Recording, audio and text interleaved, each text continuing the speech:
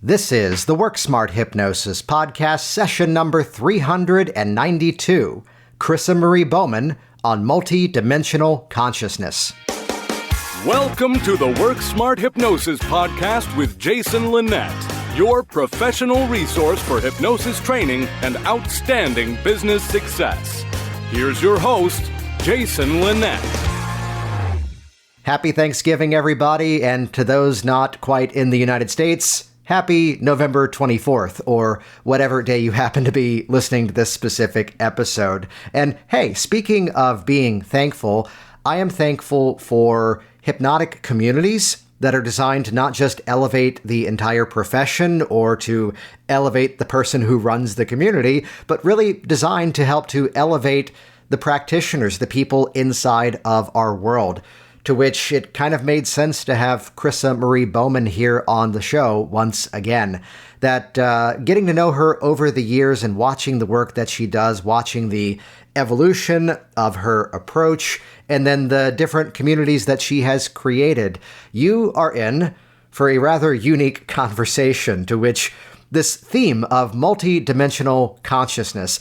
I'm not going to reveal too much here in the introduction of this episode. I'm going to kind of let a lot of the content really take its shape more so from her definitions.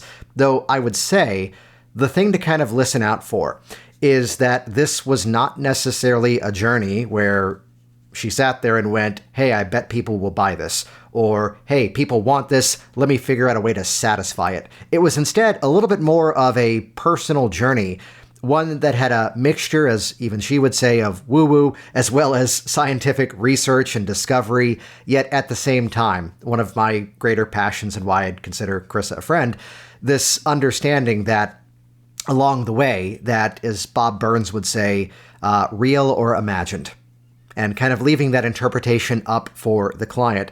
That basically, as you hear this system of change that has kind of evolved in her work over the recent years, it becomes something that is easily adaptable, easily blends its way into other change modalities, and even allows for interpretation on both the practitioner as well as the client's behalf. And make sure you pay special attention to the dialogue that we have around her sort of what many of us would call the post-hypnotic suggestions, the post-hypnotic interview, the stuff you say after the hypnosis is over with. Wink. For those of you picking up exactly what I'm saying there, the entire process is about hypnotic suggestion.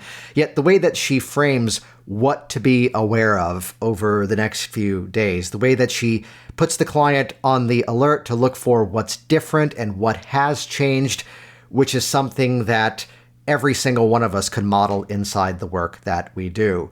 And this is one of those aspects that is part of why I invited Kryssa back on this program, that her approach to training, her approach to really being, yes, a leader in this industry, is one of, here's something that I'm working on, here's something that I'm discovering, let's gather together and explore this together.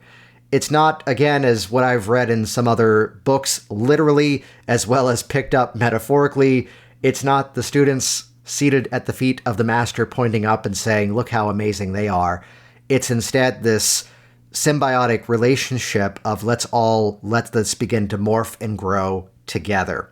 And that's where I'd say check out the show notes over at worksmarthypnosis.com. You can find the links to KryssaMarieBowman.com. Just head Work Smart Hypnosis to a search. Kryssa is spelled Kryssa.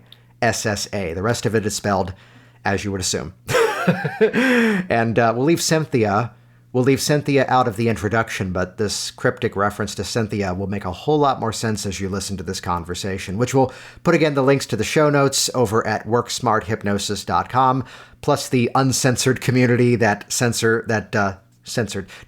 Kryssa operates over on Facebook. And while you're there too, check out WorkSmartHypnosisLive.com.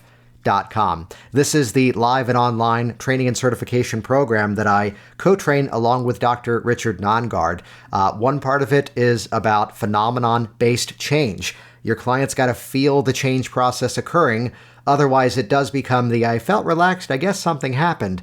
And how do we create the process where the client can ratify that something is different even as the change process is occurring. And my favorite phrase around this is eliminating the game of fingers crossed, hope it works, let me know. That, along with Richard Nongard bringing in this evidence-based approach to hypnosis, and this is a big part of the conversation that you're about to have here with Kryssa, of finding the evidence basis, finding the data, the research that does support the theme, but also pointing back to the efficacy of what we do. Simply put, that's the conversation we ought to be having in this 21st century. So what I'd recommend to do is head over to WorkSmartHypnosisLive.com. There is an entire video at the top of that page that gives you a full tour and helps to reveal exactly what's unique about this training program, that it's not just those people who are brand new to hypnosis and seeking certification.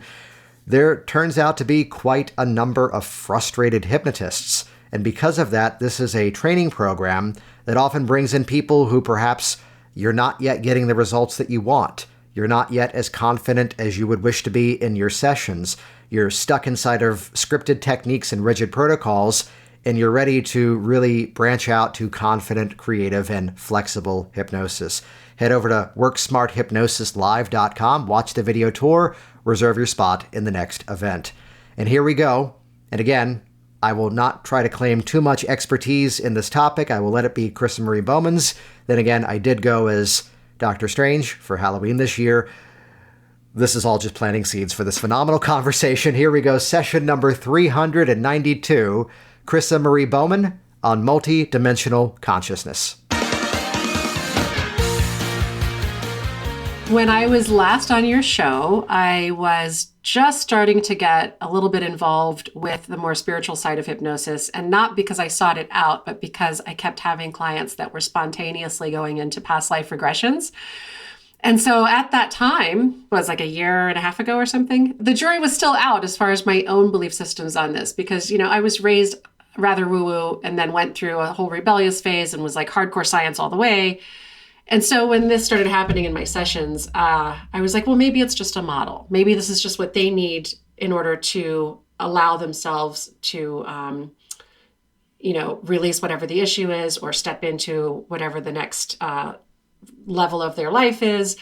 Maybe it's not necessarily true that it's an actual past life regression. But I got enough of them that I started researching it. And I was like, okay, this keeps happening. I'm not necessarily doing it intentionally, so I better know what's going on. And so I took some courses and I read a whole lot of books and I watched a whole lot of YouTube videos of various live sessions. And I was like, okay, I feel like I have a better understanding of what's going on here. So then I started intentionally taking people into, now I call it the quantum realm, because now I started taking people into what I thought were going to be past life regressions, and we would end up in other places, Jason. Mm-hmm. I was like, okay, so I kept ending up in past lives when I wasn't intending to. Now that we're intending to go to past lives, we keep ending up in other areas altogether, Akashic records perhaps, where we find a person's soul contracts, or maybe other lifetimes that aren't necessarily past. That's a whole other issue. But the most amazing thing was, in these sessions, I found myself talking to a part of the person's consciousness that was beyond their subconscious. And so there's lots of words for this in other, in the jargon of other, hypnotists and trainers. It could be your superconscious, your highest self, your highest wisdom state, all these things. And that's kind of what I thought was going on. Take your pick as far as which verbiage you choose to use. But in all of these cases, this part of the person knew everything about the person from before birth, and was also able to affect their subconscious mind in more effective ways than I could as the hypnotist. So have you ever had a client where like you work with them several times and they make some progress, but then they sort of get stuck and you're dealing with them at that subconscious level, and they're not getting where they want to be. And so then I started appealing to this highest consciousness or highest wisdom state. And it would have a talk with the subconscious parts. And bam, suddenly they make these changes. And every once in a while, I would talk like direct voice, like their own highest self would be speaking through them. So this is not me somehow psychically figuring out what's going on. I am not psychic. I would ask the questions, they would answer in their own words. And sometimes we would find out that the reason why they haven't made the changes that they would like to make is because that's not where they're at yet. They're not ready yet. Their highest consciousness could say that. Their subconscious could not. And so when that started happening, jaw dropping to the floor, mind expanding left and right, I basically started inviting my own highest self into my sessions. Because I felt a little out of my own league, to be honest. Mm-hmm. I was like, I have all these skills and all this education and everything, but I'm in territory that I am not all that familiar with. But apparently my highest self was. And so I would go into a bit of a trance along with my clients. And I record everything for their sake, because now that I'm doing it this way, the process itself naturally takes them into a much deeper state of trance, and they don't often remember the sessions. They might for about 10 minutes, maybe 30 at the most, but then by the next day, most of it's gone. So I record everything. So I get to hear myself while I'm in the state of trance, because sometimes I am I know what's going on and I'm facilitating, but I'm kind of right there with them in that quantum field. There's a way that you entered this a few moments ago, which a question comes to mind that, here was what you were running into. Here's what you were discovering with your clients. And it wasn't that you just went, oh, that's what people want, I'll just do that now. You went off on your own journey of exploration and research. So I'd be curious if there's an answer to this. Was there a belief system that you were holding on to before that then, whether it was through experience or some of this, research, that you found something to go, okay, I'm looking at this from a different angle now. I'm looking at this from a different filter. Yes, there were some things that became further validated, and then some things that completely caused me to upend my previous belief system. So, and I consider myself agnostic for the most part. I mean, we can't know what we don't know, period, the end. We can have faith, but that's not the same thing as quantifiable knowledge, right? So there were some things that I believed in because I myself had a near-death experience that was pretty out there, but it could be, hey, maybe that's just neurons firing at that moment of near-death, but it could be something grander and more spiritual than that. I have left the margins open for to be informed, as opposed to just coming down on one side or the other. Yeah. But what has happened is that when I initially thought maybe this is just a model that my clients were needing in order to work through whatever they were working through, now I'm actually okay, there does definitely seem to be something to the multidimensional consciousness is what I'm calling it, but that there's so much more to us and the world than just our conscious mind and the model of our subconscious.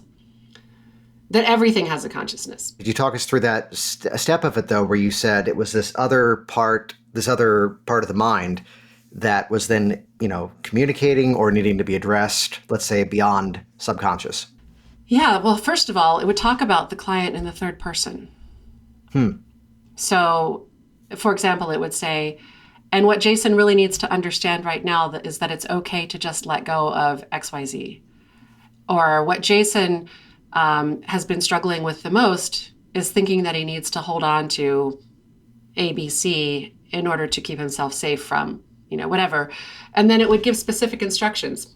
I would ask, what do you suggest Jason does in order to release this or acquire this or understand this or transform that? And it would say something, for example, actually I had a client where it was very specific, and it's her highest consciousness or highest self, who turned out to be male, by the way, even though the client is female, and that's not uncommon, said she needs to sit out under this specific tree every morning that she can and meditate on the word trust for 20 minutes.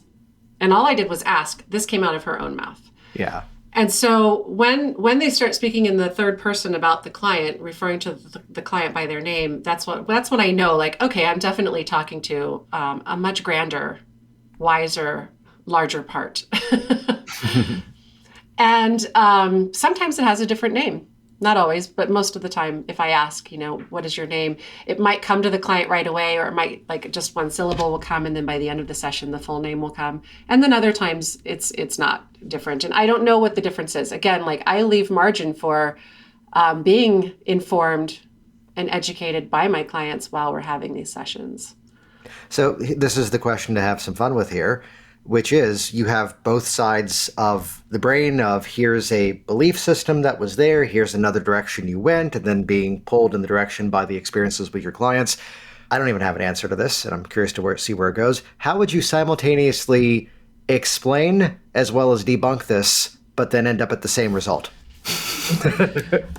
Well, this comes up frequently, actually. And I work with a lot of clients who are not necessarily spiritual. And so what I do is I basically give the pre-frame of parts therapy. Yeah. Except that I say that there is a part of you that all the other parts listen to. There's a part of you that is much bigger and grander than all that you think that you are. There's a part of you that is, we know now, energetically in communication with many other parts of many other people, perhaps everyone, like the collective unconscious, right? There's a consciousness to a person's pain. There's a consciousness to a tumor. There's a consciousness to a belief. There's a consciousness to an experience. There's a consciousness to the relationship between two people. It just goes on. And so I don't know what that means. I'm constantly being informed and educated. But when I pre-frame this for my clients, I say, so here's this part that we're going to access because it's actually way smarter than I am as the hypnotist. I'm going to let you guide this session, and I'm going to basically be a facilitator and a translator. I'm going to ask the right questions so that we can get the answers that you need from essentially yourself. But it's not coming from the person's conscious mind.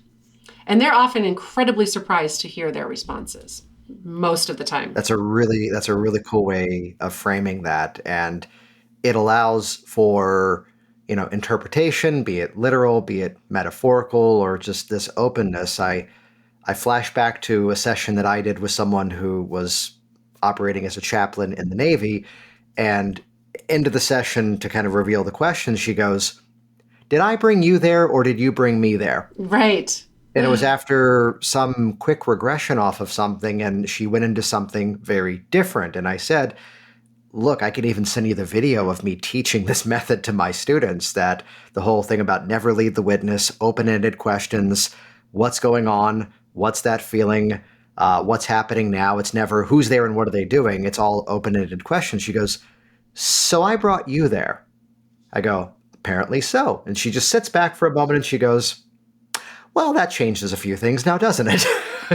I have had those kinds of situations too. Especially, there was one woman who, Seventh-day Adventist, who ended up having not a past life experience, but I guess what we would call a parallel life experience. It was an experience of another human currently alive elsewhere on the planet that she had memories of.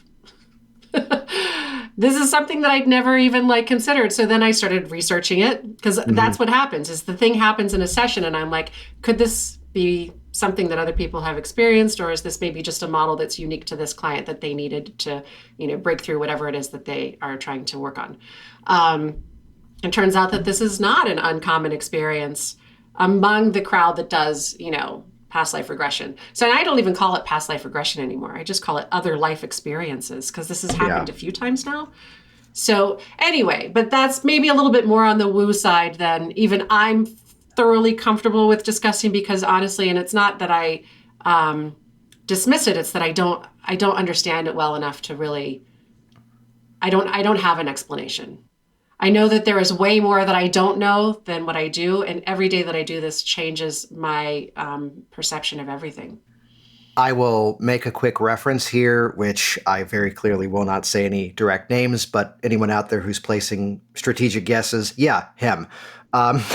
Someone who was known very much in the 1970s and 80s around trying to debunk specific people making claims. Yeah, that one.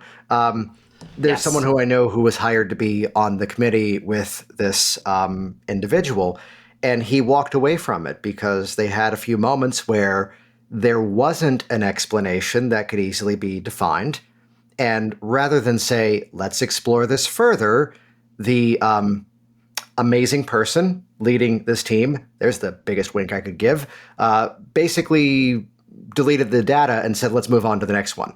Wow. And it goes back to this whole, constant topic of mine of absolutism. And I'm trying not to speak from my level of expertise here, because clearly I did go as Doctor Strange for Halloween this year. Yes. So, but the phrase, to quote my very cryptic reference of the friend who worked with a person who I then was no longer believing was as amazing as he was once positioned to be, let's wrap up that little nugget, was that he goes, well, the brilliant thing, though, the fascinating thing is we can neither prove or disprove. So what would happen if we were open to the idea? And what would happen if we were willing to explore it and ask further questions rather than, as he goes, why he left that committee, shut the door, lock it, and just go, nope, not a thing. Well, isn't that the entire foundation of scientific exploration, though, Jason? The moment that we stop questioning, the moment that we stop being curious, the moment that we say, oh, well, this is understood completely and thoroughly and there's nothing more to be grasped here, and close the chapter, is the moment that exploration in that particular area just ceases to exist. And isn't it fascinating that 15 minutes ago we started this conversation by asking you, what's a shift in belief systems that you've had? Look at that. It all comes together. It totally does. Richard Feynman has one of my favorite quotes of all time about this. And he said, I would rather have questions that can't be answered than answers that can't be questioned. Nice. Yeah. Nice. And I live by that, I think some people might find it a little disjointing to have your own belief system sort of upended on such a regular basis, but I find it exciting. Oh, yeah. Absolutely. I'm just oh, that's new. That's different. But I also am that person who loves putting puzzles together and doing riddles and, games and trying to figure out the mysteries behind this and that and the other. And so just keeping an open mind is the most important part, and getting excited when things do match up sometimes, and you go, oh, look at that. Well, we should always be open to new knowledge and new belief systems as long as we're careful not to fall off the edge of the earth. Exactly. Although I'd be curious, the sort of post-session wrap-up, I'm imagining this approach. There's there's the knowing laughter. Let me at least finish the question so people can know where we're going this. It's often not as linear, Pre-talk, you're a smoker. Post-session wrap-up, you're no longer a smoker. High five. Good on you. Right. It's not always that literal, I'm imagining. What has been that experience of the conversations after the session? So most of the time, the person has some memory of what happened in the session for about 10 to 30 minutes afterwards. And so they're in a bit of a state of loopy shock. They're excited. They're curious. They're confused. They're a little blown away. And they're like, did I really say all that? Was that really me? And I'll say, yeah, in fact, I recorded it just so that we all know for sure that was you. And usually we just do a little bit of a deconstruction of it. They're like, so why was my inner healer's name Cynthia? And I go, well, that's something I can't tell you. That's good. That's between you and your inner healer. But, do you remember what your inner healer did? And so when they recall, oh yeah, there was that body scan. And when we got to the emotional body, there was that mass that I felt in my right abdomen. And now I feel so good. What did you do? And I'm like, I didn't do that. That wasn't me. That wasn't me. That was just me being the facilitator and translator for the wisest, most compassionate, most loving part of you. Is there anything you're doing in that moment to let that exploration, let's say, become part of the change process? Always. So one of the things I say, so here's my basic post talk. First of all, it's okay, welcome back, sunshine, after they're fully emerged and they're sort of bleary eyed and what, huh? Where did I go? What was that? And while they're still processing, and sometimes they tell me a little bit about some of the internal stuff that they noticed that they didn't express verbally. I say, okay, so I'm going to keep you here in either the Zoom room or the office for a little bit because I want to make sure that you're fully out of trance before, we disconnect or I let you go. Be prepared to be thirsty for whatever reason. I don't understand. This work does seem to dehydrate. So keep that, body hydrated and the energy flowing. You might get more tired than usual, earlier than usual tonight, but probably feel like you're absolutely on top of the world and, like a huge weight has been lifted between now and then. Just go with it. Enjoy that moment. Enjoy, the rest of the day.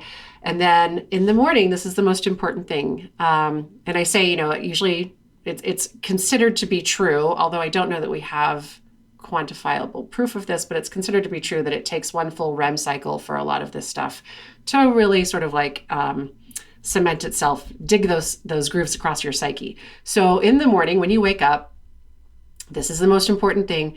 I want you to wake up looking for evidence of the positive changes. Nice. Don't wake up going, well, did it work? It doesn't seem like it worked. Where's that pain again? Oh, there it is. It's right to the left. Okay. Wake up looking for evidence that everything that we did today is working. And then what happens is simply by noticing that there is evidence that there's improvement, it will build upon itself over the coming hours, days, weeks, months, years. And that usually gives them a pretty, and I also put that in my Emerge, which, by the way, Jason, I still use your ego strengthening to emerge. I've altered it a little bit, but it's still pretty much the same. Yeah, the one that I found in Karen Hen Harper's book, Magic Words. I think that's what it's called, right? Magic Words? Yes. Yeah, I still use that pretty closely. I've altered a few things. I altered the fourth one, but, counting out 1 to 5, bringing the energy back up, all that stuff. And so then it's already built in because I'm telling them that, as you're going through the coming days, weeks, months of your life, you're going to continue to see these beautiful changes. And every time you notice one of these beautiful changes, these transformations, these positive responses, it's going to continue to set your ability to notice more, which you and I know, and most of your audience knows, is the job of your reticular activating system, coupled with some confirmation bias, but we want their confirmation bias to be looking for the positive as opposed to the negative, right? So that's my basic post talk. Which that's great for nearly any kind of process. Yeah. It's look for what is happening as opposed to what isn't happening. Look through the filter of what you want to be different rather than, I don't use this specific language with my clients, but it's where sometimes we get into that cycle of looking for all the reasons why something didn't work. Exactly. Which is unfortunately the rhythm that they've likely been before they reach out to us. Yes. Yep. And so, even though I'm working at this more sort of quantum level, quote unquote, it's all very applicable to the practical pragmatic, level, the more traditional hypnotic methodology. There's nothing about it that's particularly, bizarre or unusual. It's just that we're talking to a different part of the client's consciousness. And they always find it pretty interesting. Like, I've had clients with cancer, for example, when I talk to the cancer and the cancer responds through the client's own mouth, through their words. I don't know what else to call that except for the cancer itself must have some amount of consciousness. I can talk to a belief. There's just like an ego states or parts therapy where you talk to a certain part. Well, that's kind of the same thing as talking to a belief, right? It's something that is both within the mind, but also sort of bigger than just our awareness. Because if it were something that we could just simply be aware of and change, then they wouldn't be in our office, right? Yeah. So we're talking to parts of them that they can't talk to themselves easily or directly, and bringing that communication to the forefront. So it is direct. It has this modified, let's say, I think the real question as well as the answer is that this has just kind of added more flexibility to your hypnotic process than anything. Yeah. Yep. And so the method that I'm currently teaching is called Quantum Journeys Hypnosis. And the beauty of this is it's got a particular induction that does take a person to a near somnambulistic state, which seems to be pretty key because as soon as you can get that conscious, critical faculty out of the way that's always observing and asking like, is this real? Or is this my imagination? To which I always just answer yes. When they say, is it this or this? I go, yes. But anyway, when we can get that out of the way and then I take them to what I call the hallway of answers, we sort of let them pick the door. So they could go anywhere. And this is why this particular course would be better suited towards people who already have some understanding of hypnosis, because sometimes they'll go to a door that isn't part of my standard protocol, but you'll have to help them feel it out because that's where their highest consciousness is taking them.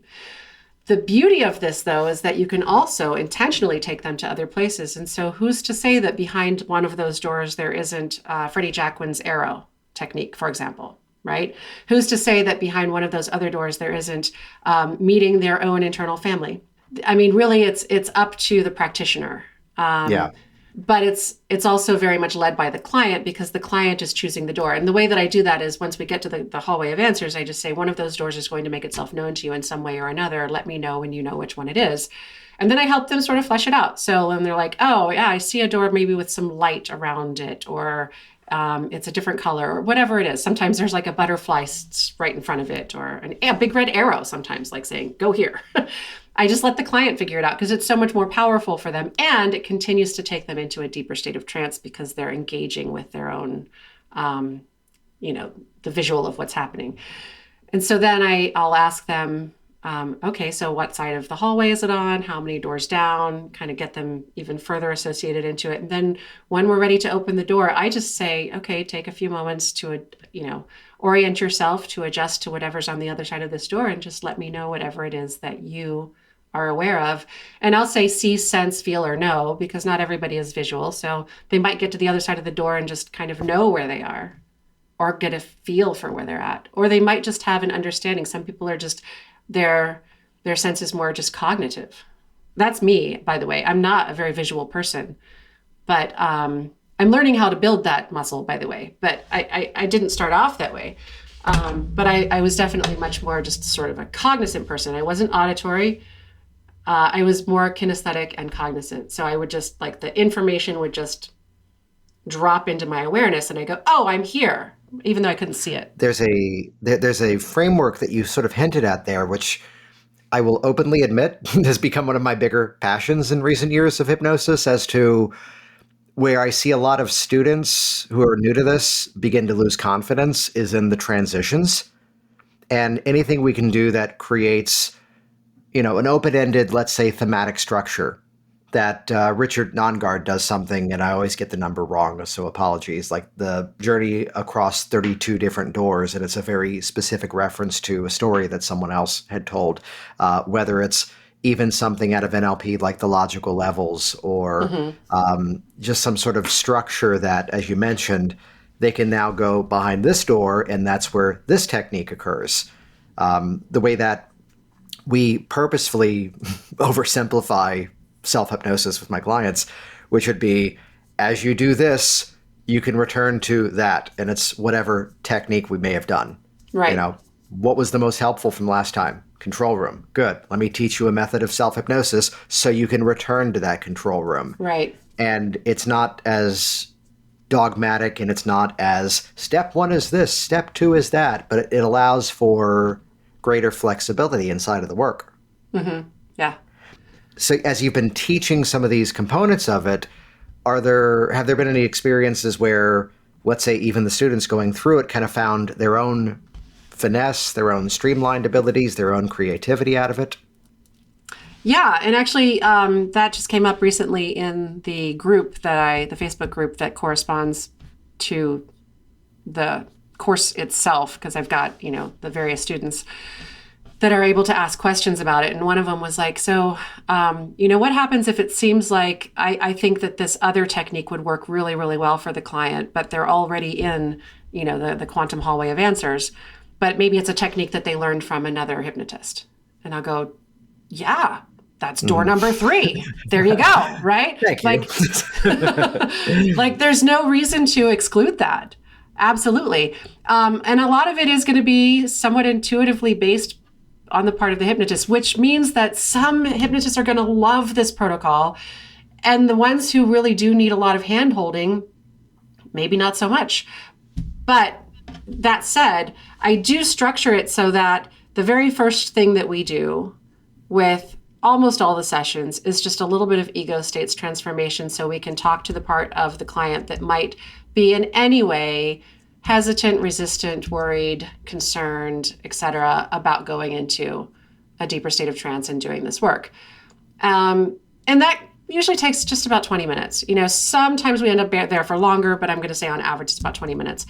And then when we get into the actual deeper state of trance for the quantum journey itself, go to the hallway of answers, I may, and almost always do, and I'm not going to say always because there's never any absolutes in my work, but almost always I will lead them to a door that I call the Temple of Healing, which I borrowed and also got permission to borrow from David Quigley.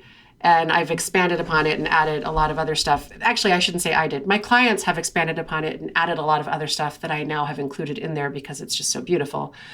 So that first door that I take clients to, I'll say, and one of those doorways is going to be a doorway to your own temple of healing. And this is where we're going to be able to do some healing at a physical level, at an emotional level, and at an energetic level. And let me know when that doorway just reveals itself to you. And then they do. And so that part is somewhat structured. And then there's specific questions that you ask. There's specific questions behind each door, but there's not any specific answers. Like, we're not going to intentionally try to herd the client into this place or this answer or that answer. We want it to be very client-led. So once we get to the Temple of Healing, some clients are immediately right in this big, grandiose sort of Greek temple. Others might be out in the middle of a field and there's just a little winding path. Some might be right on the edge of a cliff, like a bluff overlooking a roiling ocean. Wherever they end up, wherever they land, we work with it. We just work with it. And then we get to the whole purpose of going to the temple is to meet their inner healer, which, again, I'm always leaving my mind open to be better informed, but here's my understanding of the inner healer thus far. It is basically the consciousness of the cells of our body coming to talk to us, saying what we most need in order to nourish and nurture them, to bring them into a state of optimal health. And really so that will show up as anything. It could show up as, it's usually an archetype. It might show up as, if they're going to a Greek Colosseum type temple, it's probably going to show up as somebody in a toga, Sometimes it shows up as like a nature spirit. Sometimes it shows up as just an orb of light. But whatever it is, it does communicate with the client. It will talk to the client directly. And all I do is ask questions. That's all we do. We'll say things like, okay, we want to lay out a buffet table. Have your inner healer please lay out a buffet table with all of the foods that are best for you right now, for your body right now. And these foods will just populate the table.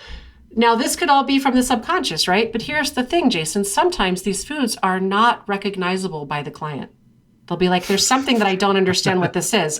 And so then I'll say, ask your inner healer to put a little label under it in your language. And then they'll be like, it says quinoa. And I'm like, oh, quinoa? And they're like, yeah, that's right. So I mean, I don't know. Could it still really truly be from the subconscious mind if they're being revealed things that they've never even seen before? And then I also ask them to put a trash can next to that banquet table so they can start throwing away the foods that are actually really terrible for the client. Or beverages. Sometimes it's oftentimes beverages. And then I'll say, like, go ahead and tell me, like say them out loud as your inner healer is, and I'll refer to the inner healer as whatever name that they have come up with. For some reason, Cynthia's come up 4 times, so I use that just as like a generic sort of almost funny thing because 4 different people have an inner healer named Cynthia. I don't understand why, but it could be anything. Well, people of my age, that was the name of the doll that Angelica had on the cartoon Rugrats. And there's something that's now, and I'm going to stop there. I wanted to chat about another project of yours that of the Manifestation Group. Yes. Yeah. Can you share some on that? So the Ultimate Manifestation Group it's based on the concept of wherever you have a group of people coming together and collectively sending their intentional positive thoughts to a recipient, to whatever. It could be anything. In fact, there was a thing that took place at the University of Australia or University of Arizona, and some students in Australia who were sending intentional positive thoughts to a bunch of seeds. And those seeds grew and blossomed and developed much faster and much healthier than the control group of seeds. So anyway, I digress. But it's based on the concept of there being, anytime you have a group of people, which can happen in a church, right? It can happen anywhere. A group of people that are all sending collective, intentional, positive thoughts towards a recipient, then that recipient is going to feel that beautiful, beautiful energy. And there's a sizable body of research that explores the nature of this. It's been going on for, at least the last 20 years, maybe longer, that shows that thoughts are capable of affecting everything from like the simplest machines. You've run across that research where a human is in front of a keyboard with a monitor, and they're just supposed to like pick a red or blue, and then the more that they think of one color, the more it shows up, even though it's supposed to be totally randomized, right? So this evidence suggests that human thoughts and intentions are actually something that has the power to affect our world in a tangible way, the power to transform. And so that's what the Ultimate Manifestation Group is based on. But the purpose of this isn't just to help others. It is, in fact, to help each other. And that's that nuance to this that I was really fascinated about. If we're on the front line of helping others, then we need to make sure that we ourselves are living in alignment with our highest good, right? And putting ourselves front and center every once in a while so that we can receive the healing that we need, so that we can then go on and help with any change work that we're doing in the world. And as you know, because you worked in this particular industry for a while, people that are in the alternative healing world tend to make everything about the other, about the client's success, about, helping the other and putting themselves last. So then in that journey, it begins, where does that transition occur then, as to part of this is the focus on benefiting someone else? How does that then apply, let's say, back to self? So every time that we are engaging together as a group, doing this collectively and sending all of our intentions to somebody else, we are, just as a natural side effect, tapping into each other's energy. Yeah. And by doing that, we are raising each other's vibration, if you want to give it sort of a woo sort of, definition, or each other's frequency. Just we tend to raise higher as a collective. What we've noticed is some really interesting things have come out of this. So as soon as people start finally trusting speaking their experience out loud, and what I mean by that is, like, after we've done the 10 minutes of sending this intentional positive thought to a recipient, afterwards, I go around the Zoom room to whoever might be interested in speaking whatever their experience was. Oh, well, I felt this and I saw this and I noticed this. Or, some people, they're very kinesthetic about it. Like, I felt in my body there was this thing happening, and then I just focused on, releasing it, and then it felt better. Other people are more like, I always have these metaphors that pop into my head that speak to whatever the person's experience is or where they need to go.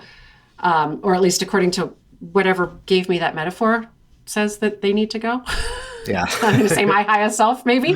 But, and then other people are, not willing to speak up. And so once they get to the place where they are, like, we had one woman who just kept saying, I'm not really comfortable with saying what I experienced because I don't trust that. I don't know that. I probably don't know what I'm talking about. So we were just like, okay, that's fine. It's fine. Just trust whatever it is that comes to you. It's not about being right or wrong. It's just trusting that little voice that comes in. So finally, she started talking about, like, her experience. And she was like, well, I'm just sending pink light. I'm just sending pink light. And the pink light is, it feels really good. And I can tell that the client is happy, or not the client, but the recipient is feeling good about that. Eventually, after several months, she started trusting what was happening within herself enough to start speaking it out loud. And then suddenly her intuition just skyrocketed. Nice. She started trusting her own ability, and intuition is really, what is it? Self-trust, right? So her own self-trust started to get better and better and better simply by being part of this group where she was able to just tap into that part of herself in a judgment-free zone. I am a huge fan of yours. Well, you know what? That goes both ways. I'm a huge fan of yours too, Jason. No, the direction of challenging what you believe and challenging and looking for answers along the way rather than just going, nope, that's not a thing. And let me explore this. And always good to hear what you've been working on. And something that's really to be admired is the way that it always, does come along with a, let me share this with others. You know where that comes from? Where's that? Not to cut you off too much, but I had a conversation with my own highest self almost exactly a year ago. It was in October 2021. I had suddenly been faced with all of these out of the blue, unexpected challenges. I had really unexpected financial loss. I also had to move within 30 days, in an area where there was zero vacancy. It was just crazy. And so I had this whole conversation with my highest self and I was like, okay, basically I will give you a year and I will do everything that you suggest that I do. Can you please get me out of this downward spiral? I need help right away. And bam, I found the perfect home. Income started picking up. In no small part thanks to you as well, because you have to take action. You can't just expect spirit to take care of all of it, right? But and going through your program helped on the actionable level. But so essentially, I made this pact, this promise, this agreement with my own highest self and said, anything that you suggest I try, I'm going to try. Thank you for, your help. And here's what I'm going to do. Not to be all transactional about it, but that was where I was at the time. And so I have. And so all of these things that are coming up out of me in the past year, the group and the quantum journeys, hypnosis, and there's a book in the works and all these different things. It's all because my highest self keeps saying, okay, here, we're going to go do this now. And I'm like, really? But I haven't finished with the other. And it's no, it's okay. You can do them simultaneously. There's only so much time in the day though. And it's no, you just do it. You let us take care of the rest. I don't know why I say us. Maybe my highest self is more than just one. I don't know. But anyway, basically, yeah. So it inspires me to take action, and then I take the action, and then it somehow works.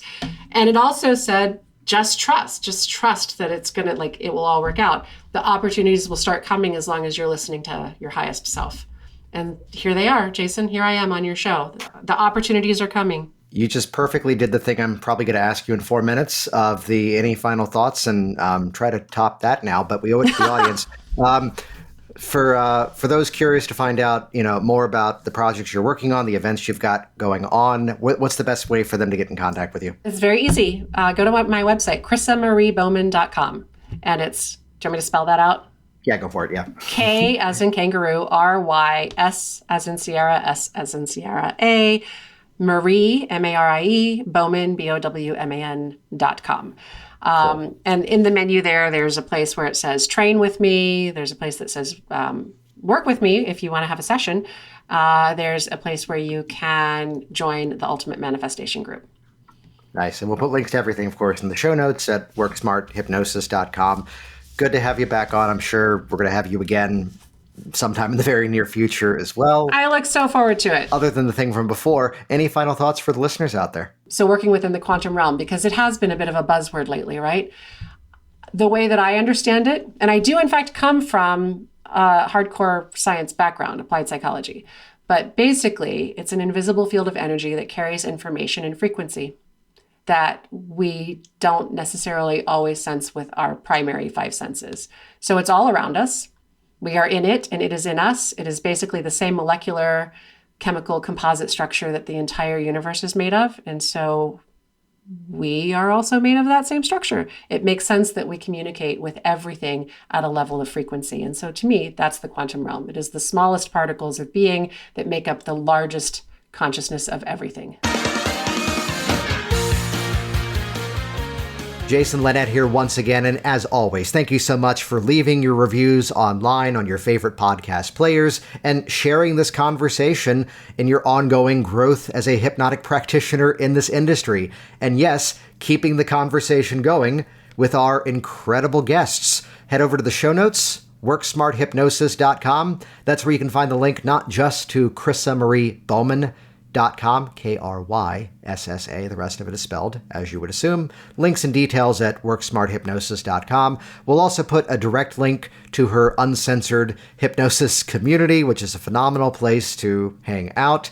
And then, again, check out worksmarthypnosislive.com. It's the all-access pass and guided tour through my Hypnotic Workers program. It also is a training with Richard Nongard. It also is a certification with the ICBCH, the International Certification Board of Coaches and Hypnotists. It also is the course that was designed to be kind of what I wish I had when I began, where I knew a whole lot of great techniques, but the question was, how the heck do you put it all together? How do you customize on the fly? How do you have an actual professional conversation about what this process is and how it works in such a way that helps us to become so good we cannot be ignored? Watch the video tour, reserve your spot in the next event over at worksmarthypnosislive.com. Thanks for listening to the Work Smart Hypnosis podcast at worksmarthypnosis.com.